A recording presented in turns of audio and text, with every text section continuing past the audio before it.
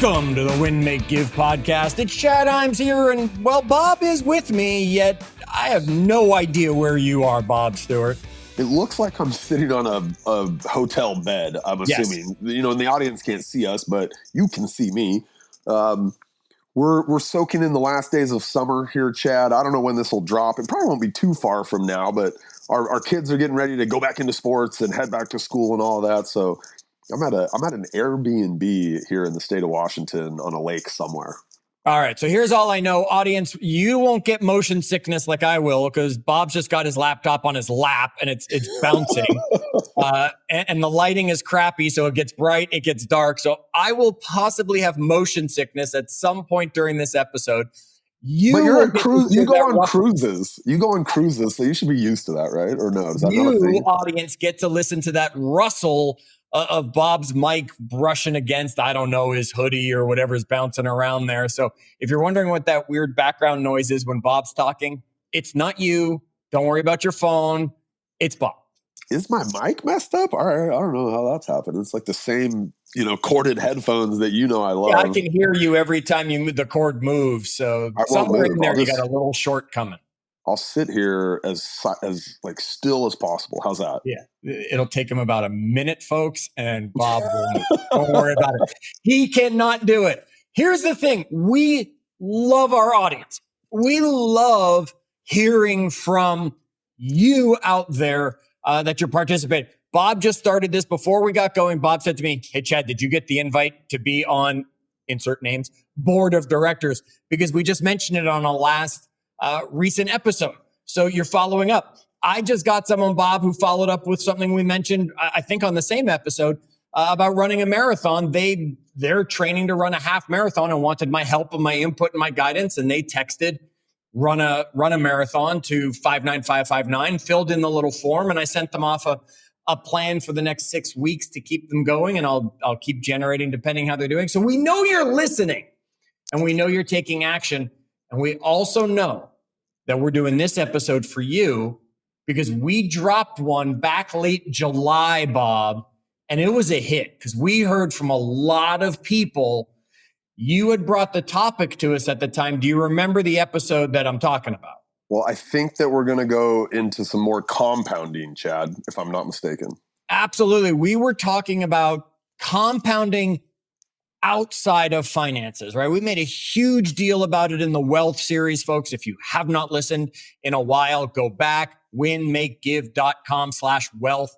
And we made a big deal about, I think you referred to it as the eighth wonder of the world, quoting somebody on that. And that Einstein, I think. Einstein, okay. And compound interest, we know can change everything. I mean, we've shown it, right? We showed the difference of the same investment at 30 years, at 40 years, and at 50 years of age, what it would turn into due to compounding. And it's a huge difference. And Bob, you were curious. So we did some work on other things in life where compounding shows up so clearly other than just the obvious finances. And we ran through a list. I don't remember off the top of my head. I'd have to look back how many. There were like 7 or 8 or something like that. So we challenged ourselves to go a little deeper and say, Bob, let's find some more things that compound because we heard from our audience how much they love it. Now, folks, if you want to reach out to us, obviously you can go to the Facebook group, Win, Make, Give. You can connect with us there, post something there. You can find us in that group if you don't just find us publicly, and you can message us directly. Bob and I have both given our phone number out multiple times. Emails are so easy. You can go to the Win, Make, Give website and be able to connect to us that way. Folks, we are here and we love the feedback you bring. Bob, let's get to it. Pick something on our new list of compounding things other than just your money. Well, real quick, I want to set it up again in a similar way to how we set the last one up and why this has become just super obvious to me is my son's basketball journey, right? And he's been just every day trying to put in 15 minutes of some kind of work. Can I ask a question, Bob? 100%, yeah. Can you name the last episode you were on of Win, Make, Give where you did not mention your son's basketball journey? No. I'm not even going to try. You're checking. I'm not just checking. Yeah, it's like consumed up my life. But it's been fascinating to watch this little work done over a really long period of time separate him from a lot of other kids doing similar work, but I don't think doing it as consistently. And the consistency of the approach is the thing that allows for compounding, right? So let's dive in, Chad. Let's talk about some more things that show up all the time in our life that compound for the good or for the bad. And I'm actually going to start with one that's on the other side. Ooh. Because sometimes there's been times in my life where I've fallen into this trap, and I see it all the time. Okay. And I know you see it too. So I'm going to go with my first one being the creativity of the excuses you make for yourself. Oh, wow. Woo. The creativity of the excuses you make. And here's why I say it, because every single time you justify not doing something and you create an excuse for why, you are, Chad, in fact, strengthening your excuses muscle. Right? I don't see that one when I'm doing my tonal workouts. There's no this exercise to strengthen that muscle. I guess I'm, by doing the workout, getting past that one. Yeah. You would see the muscle come if every time you stepped in front of that tonal, you're like, you know what? My knee is a little bit sore today. Or you know what? I only have a half hour, and so I'm not like... Every time we create an excuse, it's an excuse we can use later, right? Yep. But it just makes it easier to excuse the next thing that I don't want to do, I'm not comfortable with. It makes it easy. And I've fallen into this trap, man. I definitely have fallen into this trap. I think the first time I probably fell into it was when Ben gave us all permission to like cancel half of the appointments on our calendar in a given week. And I was like, oh, okay, let me get creative with why I can't, and then it becomes really easy to be like, I can't do that one. So it's just, when you have excuses for things, they become, Chad, you know these people. We've all met the person, right? We've all been these people at one point or another, Bob. 100%, right? We've got one reason. And then, a great leader like Ben goes, well, let's get past that reason. And we're like, okay, but I got another one. Yeah, right? That's somebody that has been, they've been stacking excuses. They've been compounding the creativity of their excuses over a period of time. Yeah. Watch your kids, especially when it's science fair project time for those. Do they still do that in school, Bob? Do they still do the science fair? Yes. Okay. They do. Yep. Okay. Watch your kids. They will be experts on compounding of the creativity of excuses, putting off that thing until the last possible night that they have to be up doing it. And yet they'll still get it done. They'll do a poor job of it. Yet what they did do during that time was they strengthened that muscle. Just like you said, Bob, they've strengthened the muscle of the creativity of excuses. It's not just the habit of an excuse. It's the creativity of what the excuses become. And they become bigger and more elaborate, because we get better and better at telling them, and then people call us out on them. So we have to get better and better and bigger at the creativity of the reasons we can't do something. Yeah. And it gets so much easier. It really does. Can I stay on the negative? Let's go here for a little bit, because I got a couple on this lane. So I'm going to take one on our list, Bob, because I also came up with some things negative, right? And the one that I got was a grudge. Right? Or resentment, we'll say.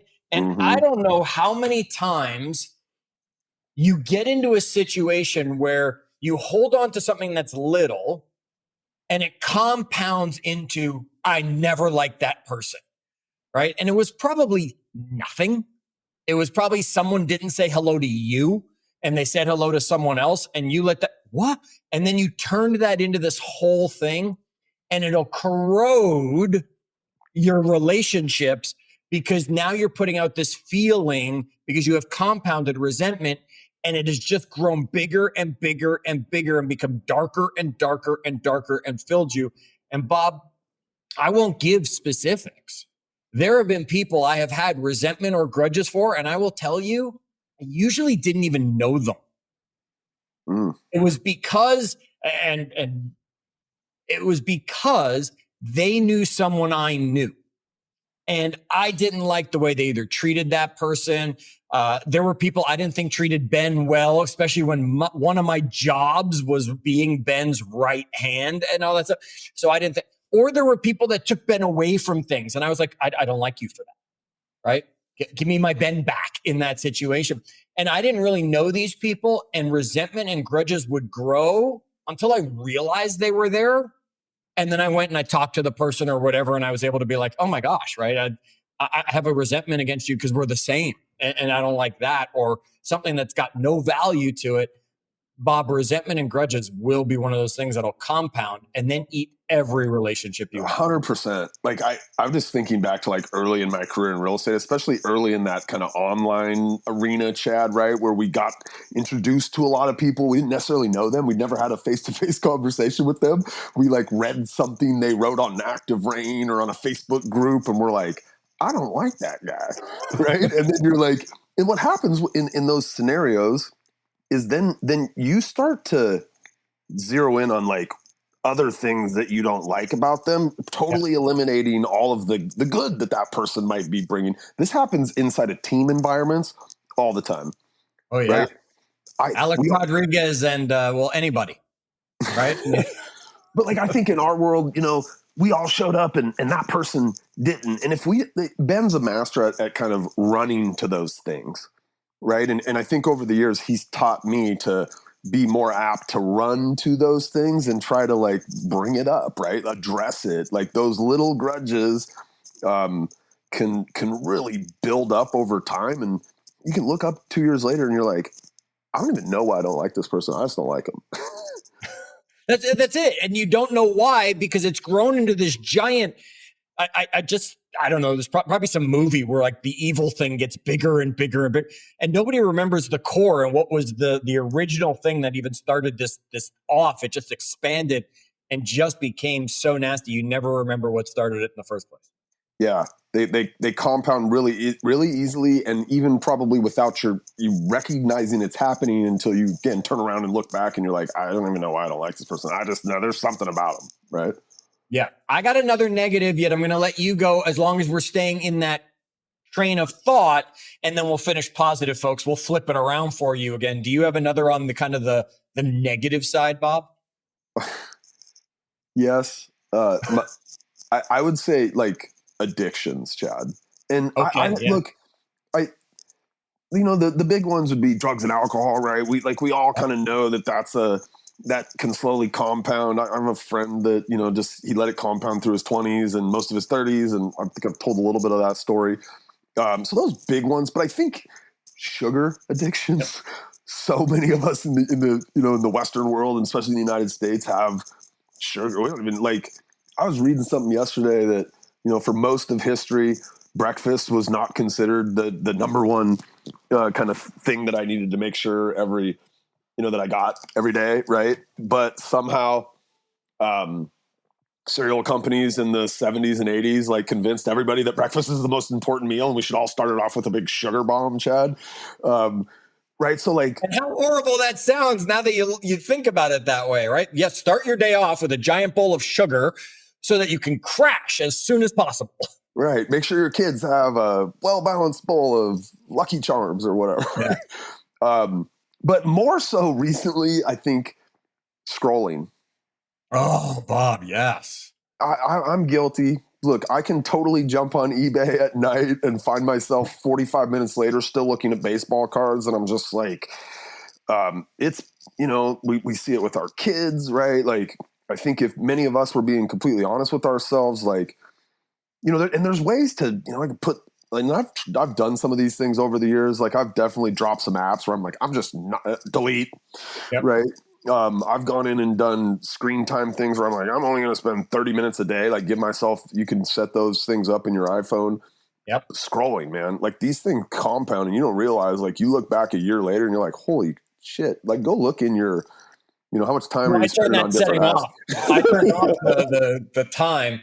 That Apple will track. And you're right. I don't know how many times I'm sitting there with Nita and we're just relaxing. And next thing I know, she's like, what are you doing? I'm like, oh, I didn't even remember picking up my phone because I was going to look up who that was in that movie we're watching. And the next thing I know, I'm scrolling through Facebook, right? At least I'm staying off eBay. So I'm not click, click. I got to buy things and order things. I'm staying off Amazon.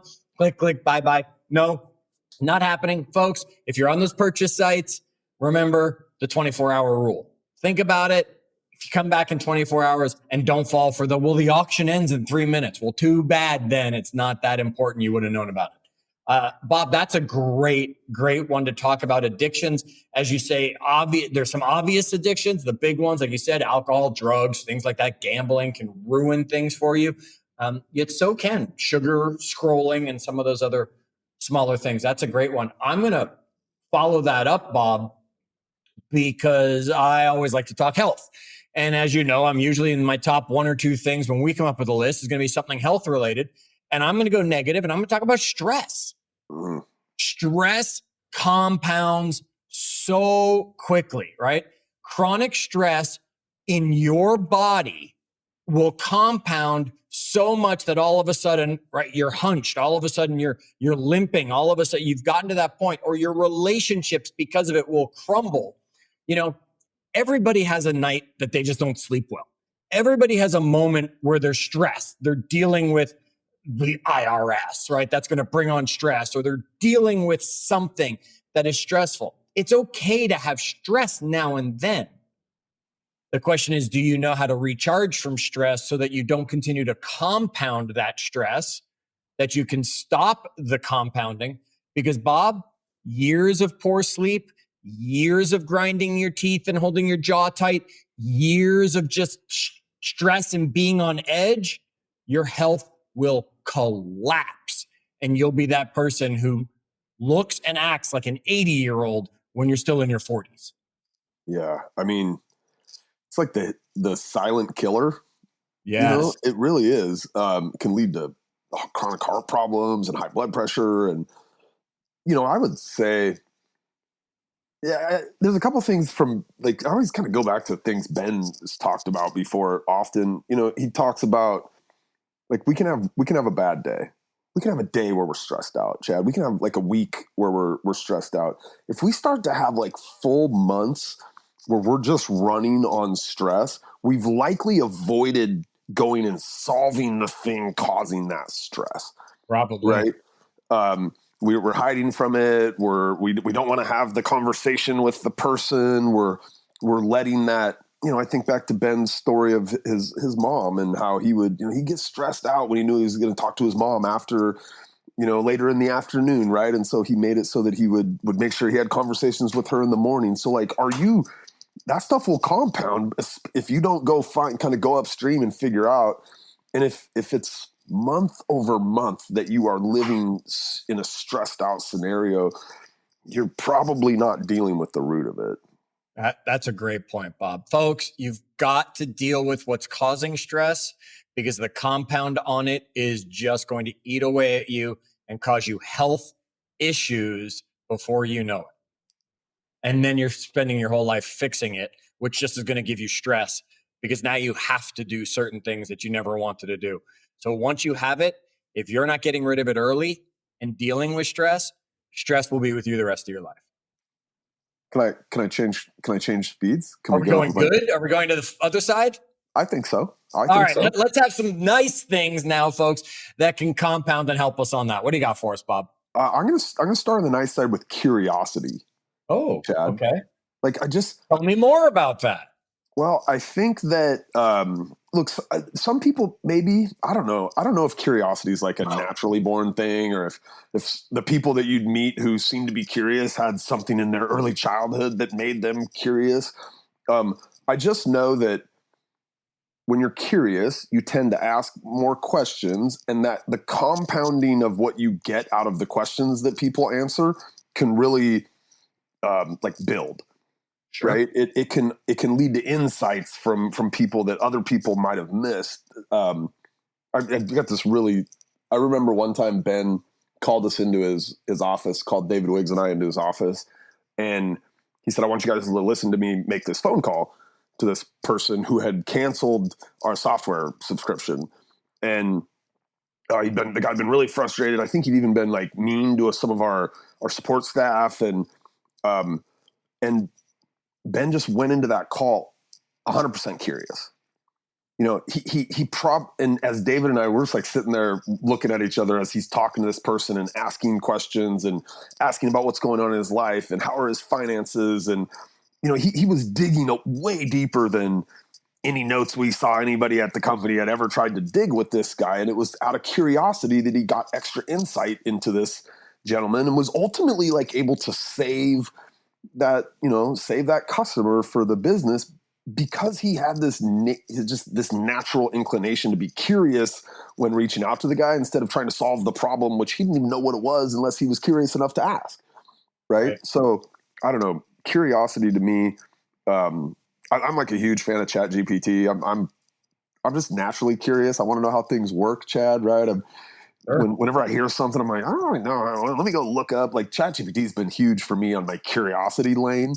I just feel like it's a muscle, though, just like anything else. Like I can choose to be curious about why that person's acting the way they are. Or I can just hold a grudge. Right? There you go. That's a great tie-in and bring it along, right? Let it bring some stress to me or hold a grudge about it instead of being curious. You're right. We are all naturally curious when we're born, right? What's the most common word a 3 and a 4-year-old are using, right? Why? They just want to know everything and they want to gather it. We get to a certain point in our life and it's different for most people. Sometimes it's because the teachers have just annoyed us. Sometimes it's because we've just gotten to a job that we love. We just get to a point where we're like, I don't want to know anymore, right? And we just turn off curiosity. And you're right, that person is going to be the exact same person in 5, 10, 15, 20, and 30 years later. Yet someone who's curious is going to become a different person tomorrow than they were today because they're going to ask a question and they're going to learn something on the way. And that learning is going to then become something and become something. You mentioned ChatGPT, and I love playing with ChatGPT. And one of my favorite things, and I've told it to do this when I'm in ChatGPT, is always go one step farther. So at the end, when I ask it a question about something, it'll then say, do you want to know about? And I'll be like, yeah, sure. That's a great suggestion. Tell me more about that. And it's improved my curiosity because it's put me in a situation to ask those questions as I move forward. Yeah. Curiosity. Do you mind? I think I serve that one. Can I just maybe roll us into something that feels related? Yep. Microlearning. And I think we've talked about this before, right? Like Ben used to talk about, listening to the podcast while he's brushing his teeth, or, he'd listen to his own listing presentation as he drove out to the listing that he was about to try to go land. It's, where in my day can I get these little micro learning opportunities? And those where stack are you? up. Where are you getting them, Bob? Oh, I mean, so I get them on ChatGPT, right? Yep. I'll take, like, I just did this. We were working on a product thing, and somebody giving me like this big, I don't know, product recap and all the requirements and all this stuff, and I didn't have an hour to go over it. It was an hour's worth of go. So I put it into ChatGPT, and I was like, tell me, summarize this for me, give me any concerns. And it kicks something back. Like I was able to take an hour's worth of learning, Chad, and kind of crunch it down into 10 minutes that I did have and feel educated about that thing. And then, it pointed out a couple things that I probably want to look at. And later in the day, I was able to go back and spend 15 minutes looking at those very particular things, probably 20 minutes all in, right? 25 minutes all in on something that would have taken me an hour to an hour and a half. So ChatGPT is a huge one for me. The listening, right? So I used to be a sports radio guy. I think for years in my car, if you got in with me, you were hearing sports radio. Maybe if I was feeling spicy, Tupac or something. But today, it's going to be a podcast, right? It's going to be, if I'm driving 15 minutes to go grab the boys, it's a podcast, and I'm constantly getting those little doses of learning, like throughout the day, not just. None of us I don't know, few of us block off time to go sit down and learn. We generally do it because we need to know that thing. So we're like, let me go. Keeping a constant flow of micro learning, I think can, you look back 2 years later and you're like, I know a lot more. Like I'm a different person. Yes. Especially Ben's a master at doing this in certain lanes. Like for years, he's been like, my lane this year is to learn body language, right? And so he'll just the whole year he's taking in those little micro lessons on body language. He's audible, he's listening to 15 minutes of a book at a time. He's listening to the podcast, right? So I think that's really effective if you pick a lane and you decide to micro learn, over a period of time in that lane. And that is a great example right there, Bob. I can't find it at the moment. I am looking for a prompt for ChatGPT I wanted to share with everybody that basically sets up microlearning, right? It basically was a prompt that said something like, take body language and break it down into a 21-day micro learning program for me. And it'll give you the outline. I'll see if I can find this prompt that I had used really successfully. And then all I would do, and I'm still doing this in different prompts in different areas, all I would do would be to show up on the first day and say, okay, it's day, and I would turn it into the verbal while I'm out for a walk. And I would just say, okay, it's day one. I'd have that in that thread. I'd say, what's the lesson for day one? And it would talk. And at the end, I'd say, great, summarize that for me. And later I'd copy that into a document. And at the end of it, I had a 21-day learning on body language or whatever on the stock market, on whatever I want to learn better about. And I was able to every day have a 5-minute lesson that ChatGPT would just say, okay, here's the next step. Okay, here's the next step. Okay, here's the next step. And create micro learning lessons for myself. Love it. Folks, use the tool, right? Which Bob is going to bring me to the next one I want to add that compounds at a high level. Technology leverage. Oh, yeah. Right? I mean, look at technology today, and we're learning new tools that compound our productivity. I can do things in half the time that I used to do. Right? When we first started Win, Make, Give, I hadn't used ChatGPT. I don't know if you had already been using it or anything like that. It was just something I heard about in the background that people were saying it's coming, right? And we would sit there and we would research for hours to get an episode like this together. Now I've been going through Google. I've been looking for this. Now I can go into ChatGPT and I can say, Bob wants to talk more about compounding today. Give me 52 things that I can compound, one a week over the course of a year, other than my money that I can, boom, right? And it's going to spit out a list for me that then we can break down, dive in, get some stuff. I can have it pulling quotes for me for this, for that, for the other thing. Bob, technology leverage, and the earlier you adopt it and master it, the more compound results you will get instead of being that person who's catching up at the end.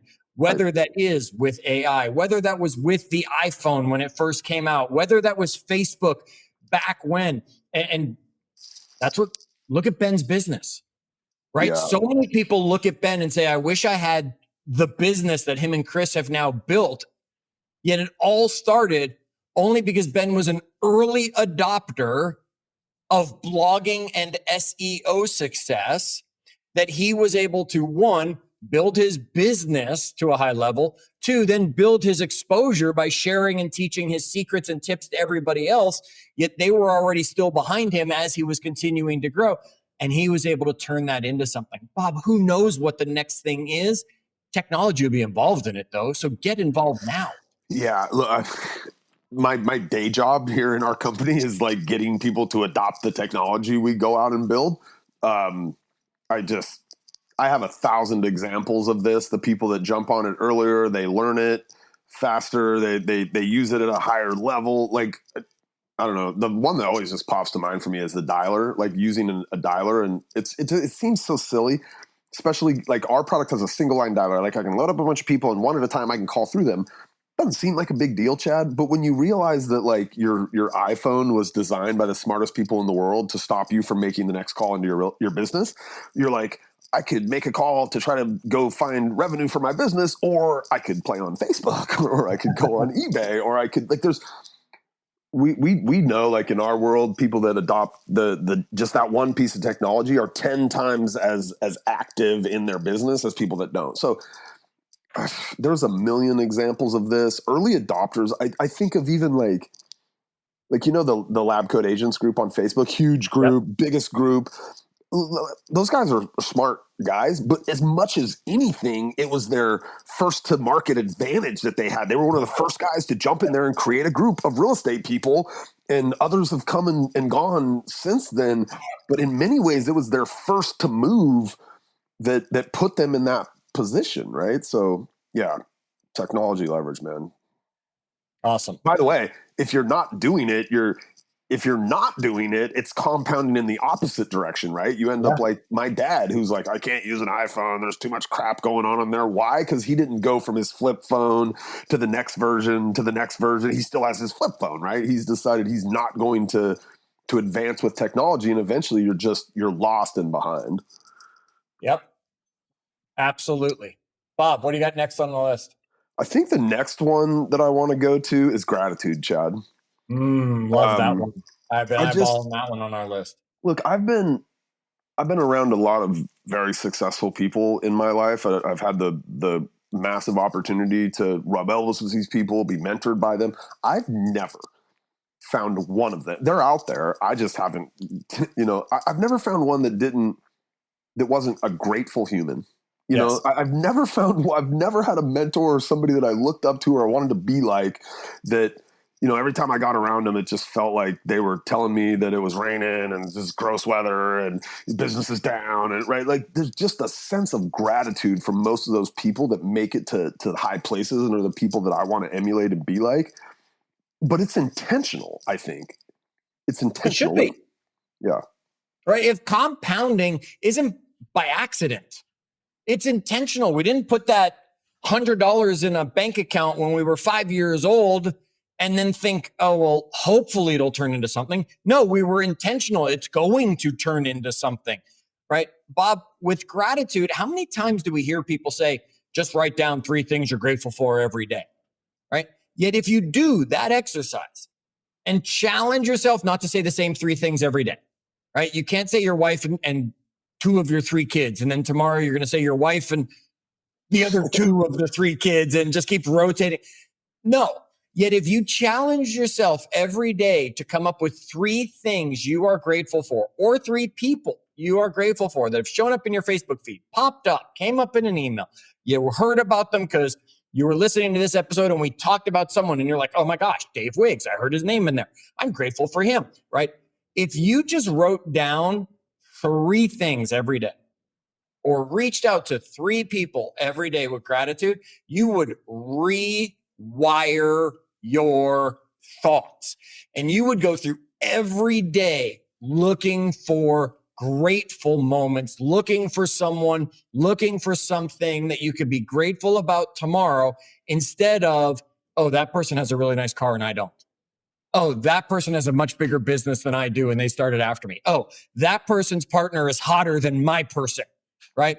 Whatever it is, folks, you will rewire your brain with the simple activity of writing down 3 things you are grateful for every day. And Bob, that intentionality will compound over time, that it'll just become so easy for you to look around and be like, someone says, well, what do you have to be grateful for? Your answer would be, you got an hour, right? I could start running things off all over the place. It's just all these things are a muscle. They're a muscle in your brain that will decide to focus on gratitude or will decide to focus on everybody else and what they have that's better than what I have. The only thing between all of these things, I'm about to recap, and then Bob, I'll let you take it home with the last one that you want to hit on the list. The only difference between these things that we talked about in the last episode, which was late July, if you want to scroll back, or this episode, the only difference, this from the actual financial compounding interest, is I can do a math equation to tell you what the average return was on the financial one. I can say, oh, it compounded 9% every year on average, or I can track, oh, I'm going to follow that and I can see trends happening. You can't do that with gratitude. You're not going to one day look up and say, oh, well, I got a 52% return. It's not going to happen. It's just going to be there. So let me recap for you folks some of the things that we've talked about today that can compound just like your finances could. yet we're staying away from your finances. First, we started with the dark side of the force, and we talked about creativity of excuses. Then we kept going down that path. We talked about resentments and grudges that you'll hold. We kept going. Bob brought up addictions, whether they're big addictions like gambling, drugs, drinking, or whether they're small seeming, although they're just as big, of things like sugar, scrolling, other things like that when it came to it. I then threw in there stress, right? It's the number one killer when it comes to health. Watch for it. Then we went to the light side. We decided to open the blinds where we are, break in some sun. Bob, we talked about compounding of curiosity, compounding of micro-learning, compounding of technology leverage. You just shared with us compounding of gratitude. Bob, finish it off with the last thing for today that compounds in our world. Confidence. Oh, love that.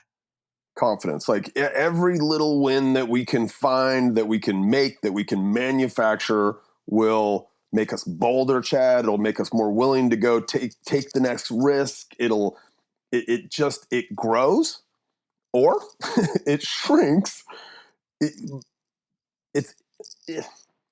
I think all of these things, they live on a spectrum, but there's no like, they're not going one way or the other. Like there's no middle ground on these things. You were either gaining confidence or you were losing it, Chad, right? If I'm every day waking up and saying, I'm not going to do that challenge, that seems too hard, I don't want to make that phone call, I'm scared, I don't know what I'm going to say. Those things, they compound and they add up. In the same way that I take the little risk and I go and I do the thing, I maybe had the bad conversation, but I went and listened to the recording and I learned from it. Like those small little wins, and sometimes it's just doing something. Like it's just literally taking some action, any action. Those things will stack over time and they will lead you in one direction or the other. And, you know, I'll wrap it up because you gave me a hard time about bringing my kid up, right? But I'm watching this kid gain confidence every single day. Yes. And it's funny because over the time, I've also watched him not be able to do things, Chad, where he didn't have any confidence in that thing. He takes a little bit of a step and he gets better in that thing. It's fascinating because now the next thing that he goes to try, I can see that confidence carry over from the last thing that he was able to tackle. And now he's at a place where he doesn't have as much resistance when we try to go learn the new thing. He's not as frustrated by it as quickly, right? So confidence, man, little small wins stacked over, find a way each day to get yourself some wins. Like, I don't know what your job is. I don't know what you do day in and day out, but find a way every day to stack a couple little small wins. And you'll look back 6 months, a year later, and you can totally change your life in a year of stacking small wins. You're absolutely right. And parents, you are highly impactful on your kids compounding. Start them now. Just like you wish someone put that money in a bank account for you when you were born and let it compound for you, how much bigger it would be than when you turned 40 and finally got it, right?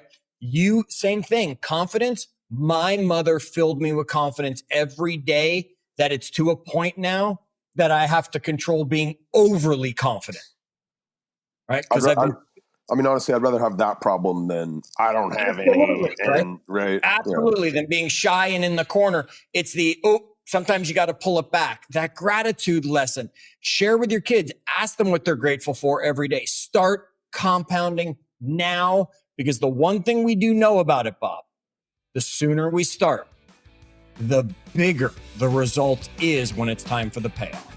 Love it. All right, folks, you're going to be excited about what we have coming up soon. So make sure you're sticking around. Make sure you're inviting your friends to the Win, Make, Give podcast, because there's still some of them out there not listening to the lessons we're bringing. Until the next one, as always, do good.